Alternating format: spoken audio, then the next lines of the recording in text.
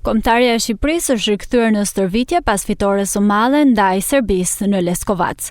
Kuqezinjt kanë nisur menjëherë përgatitjet për ndeshjen miqësore me Jordaninë, e programuar të luhet të martën më 14 tetor në stadiumin Air Albania në orën 19. Trajneri Silvinho e ndau grupin në 2 pjesë. Futbollistët që nuk u aktivizuan ndaj Serbisë zhvilluan një seancë të plotë me fokus tek puna me topin dhe situatët e ndryshme të lojës, ndërsa ato që u aktivizuan në ndeshjen zyrtare kryen vetëm shkrythje në palestër dhe fizioterapi.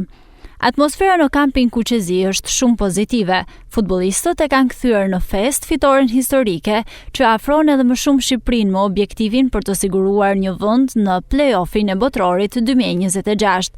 Pas këtij suksesi, kombëtarja po bëhet gati për ndeshjen miqësore me Jordaninë, e programuar të luhet në stadiumin Air Albania të martën më 14 tetor. Atëherë kur do të luhet kjo ndeshje, pritet një atmosferë fantastike dhe festive, ashtu siç u festua triumfi me Serbinë në rrugën e çdo qyteti dhe vendi ku flitet shqip. Ndërkohë, biletat për ndeshjen Shqipëri-Jordani janë në shitje online, si dhe në pikën fizike pranë stadiumit Air Albania.